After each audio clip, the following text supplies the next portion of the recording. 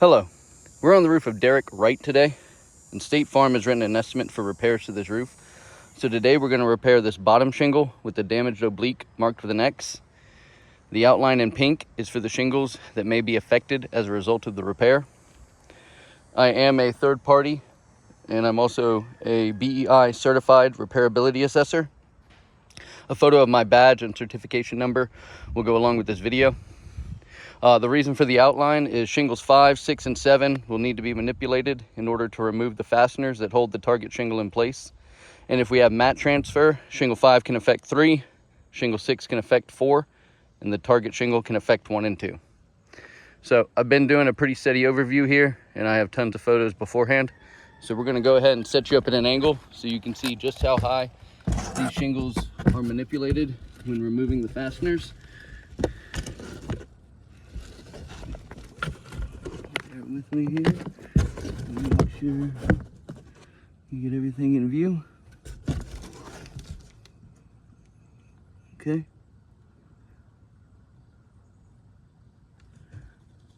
All right.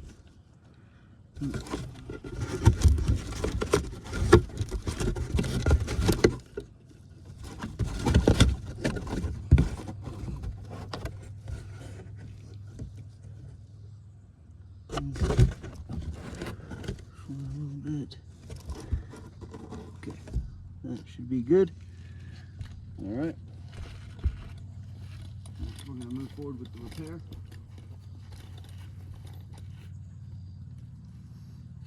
We will be using a snake tool to perform our repairs today.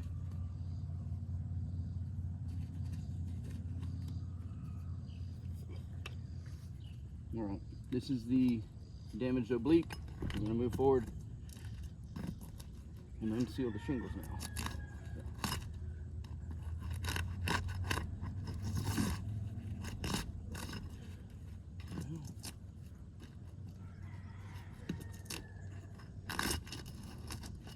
As you can see, I'm trying to be careful here.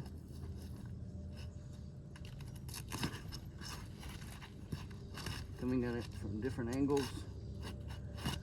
but it seems like these are pretty well sealed down. We do have a good bit of mat transfer there. I'll go ahead and show that at the end of the video.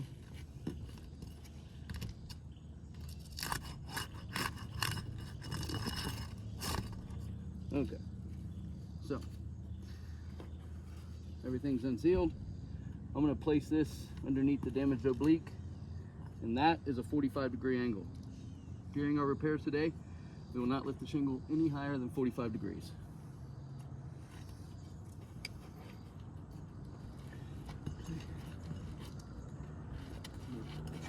Just a little bit.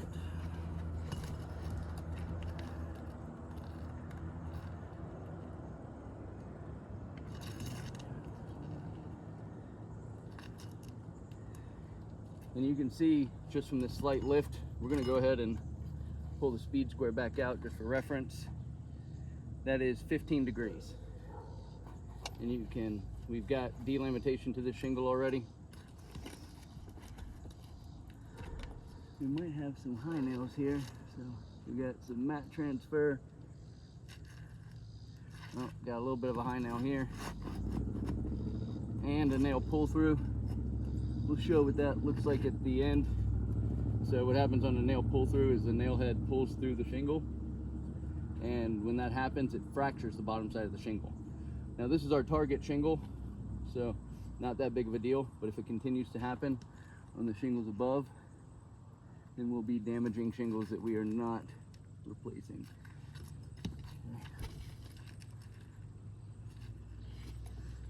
I'm doing my best to lift it slightly, but we've got some high nails here, so I have to lift it up high enough to be able to see those. And another nail pull through.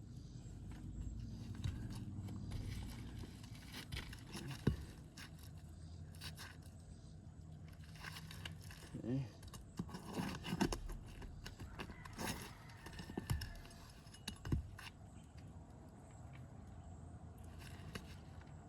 And I have a picture just so you know of the date. Today is August 4th. It is currently 79 degrees.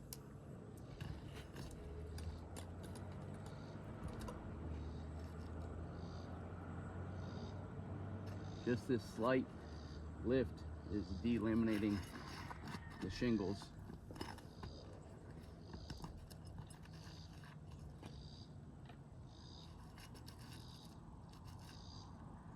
I have to lift it high enough because we have, and as you can see, I think we're below 15 degrees here, but again, another shingle has become delaminated.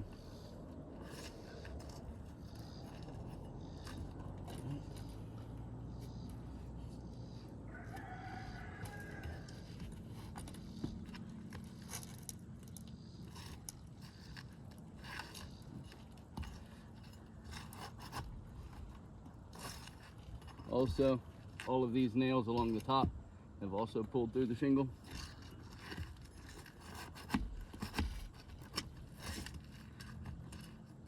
So yes, every fastener or nail has pulled through the shingle that we've removed so far, and almost every oblique has become delaminated.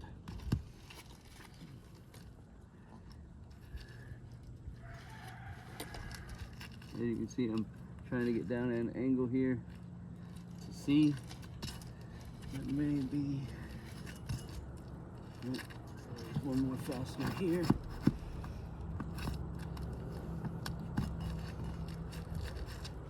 All right. That should be all of them. Nope.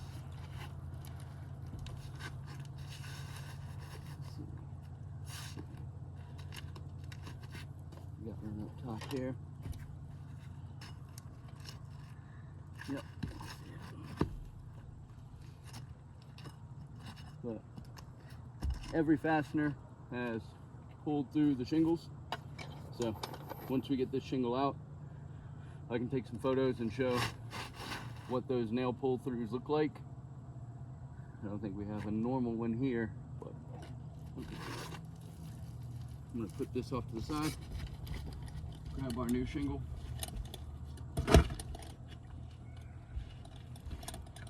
Double check the camera. Okay. Make sure we're still recording.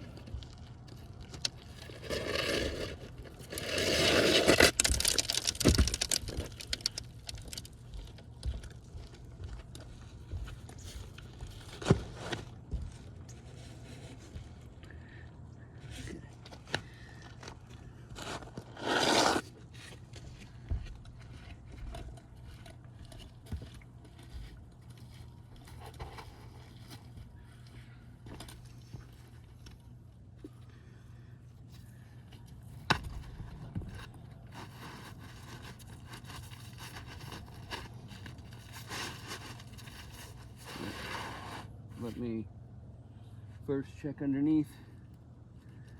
Look at this felt paper. Okay. Felt paper looks good.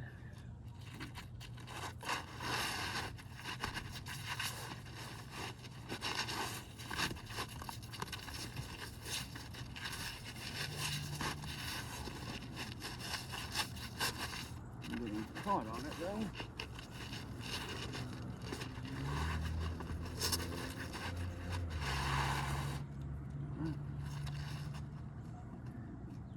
Having to staples.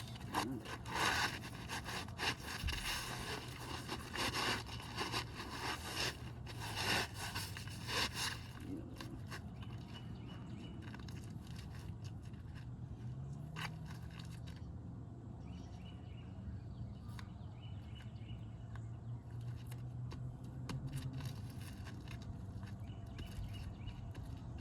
All right, we have about a 1/4 of an inch overlap on this shingle. We're using the GAF timberline. I'll show that at the end as well. For those not familiar with the snake tool, there is a lip on the tool. So when I set the nail in, it will not go flush. I'll have to go back with the bottom side of the tool and make sure it's flush to the roof.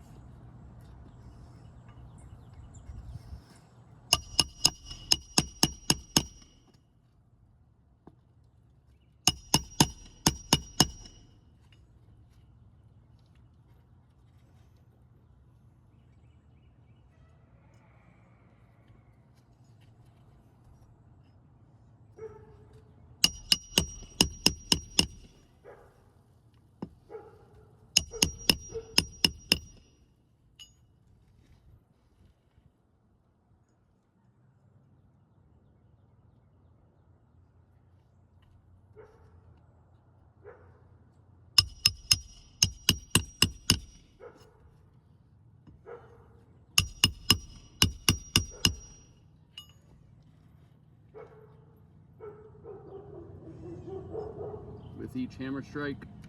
I'm noting aggregate loss to the courses above.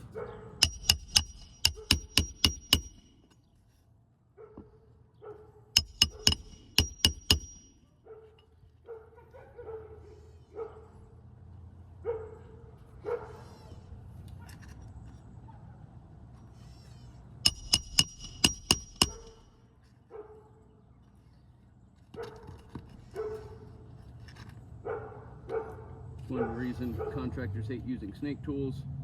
Can't exactly see when you're nailing or the angle. Sometimes it goes in off to the side.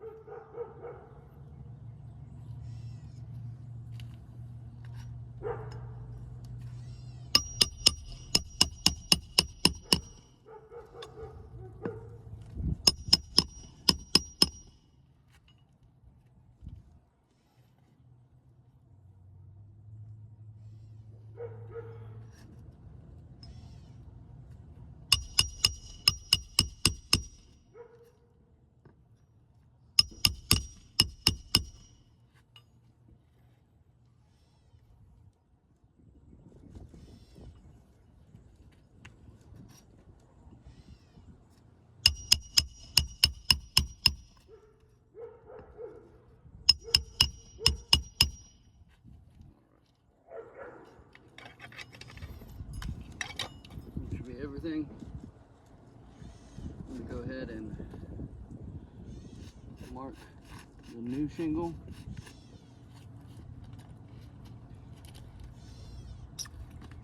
Got a sip of water here.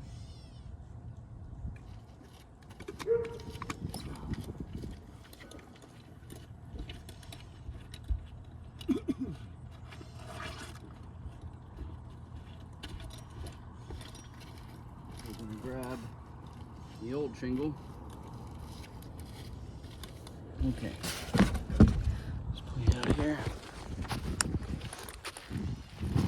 Okay. So first thing I want to point out is this massive piece of mat transfer that tore off when unsealing the shingle.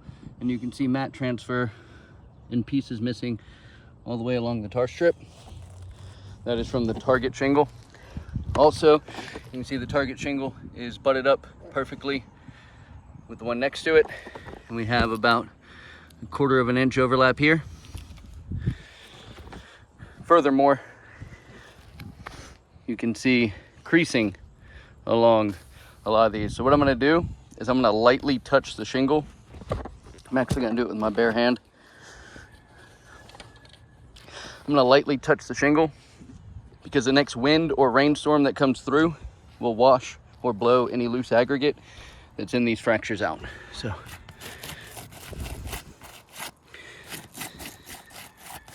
and you can hear I'm very lightly touching it.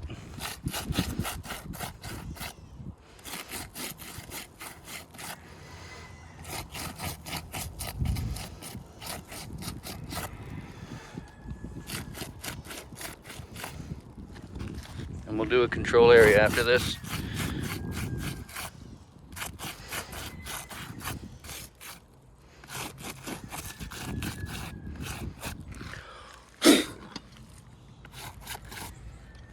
So, as you can see, we have creasing and fracturing to multiple obliques above the repair. Here, here, here, here, here, here, here, and here. So, we've got multiple creasing and fracturing that's occurred as a result, as well as many of these have become delaminated. 1, 2, 3. You can see right where that delamitation is. You can see also that bend where that fracture is. 4, 5, 6. Oh, a little more, but right where that right where it was delaminated to is where that crease was. So I'm sorry. Count again. 1, 2, 3, 4, 5, 6, 7, 8, 9. Actually, all of them. all of them have become delaminated, which is leaving now all of these shingles susceptible to wind damage in the future. The next wind or rainstorm that comes through will crease and fracture or blow these off, just like the others we're seeing on the roof now. So with that, the creasing has now affected shingles 7, 5, and 6. The mat transfer here, the piece is underneath this shingle, which is still 5, 6, and 7. We're gonna look underneath 5. See, buddy, we got some light mat transfer there. So that's affected 3. Let's look under 6 here. 6 is actually just right here. Okay, so 6 is good. And then we'll look underneath the new shingle. And we definitely have mat transfer here. So that's affected 2. Let's look underneath this side. Very light. So the mat transfer has affected shingles 3 and 2, as well as 5 and 6, due from the target shingle here. And the creasing has affected shingles 5, 6, and 7. So in an attempt to repair one damaged shingle, we have now caused damage to 1, 2, 3, 4, 5 other shingles. And then as far as the nail pull-throughs are concerned, you can see the size of the hole from where the nail head is pulled through the shingle. And if we flip it on the back side, you can see the fracture here. I'm gonna take some up close, but once these pull through, it causes fractures on the bottom side. So I'll take some up close pictures of that so it's easier to see. And we had nail pull throughs along every course above the repair. All right, well, we'll send this video in along with photos, and thank you for your consideration. Oh, hold on. I also said we would do a control area. So let's do that. We're gonna walk up here. We're just gonna mark out a section of shingle here. We'll call this control.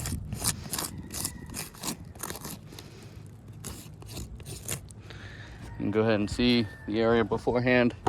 There's some minimal aggregate loss on those shingles, which is consistent with what you see on the rest of the roof. And so now I'm gonna rub like I was rubbing there, but I'm rubbing harder. I'm actually gonna do it with my glove, which makes it even worse.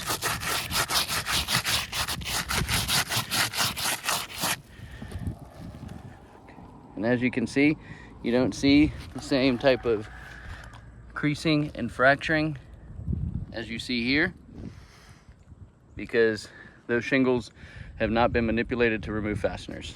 We'll send this video in along with photos. Thank you again for your consideration.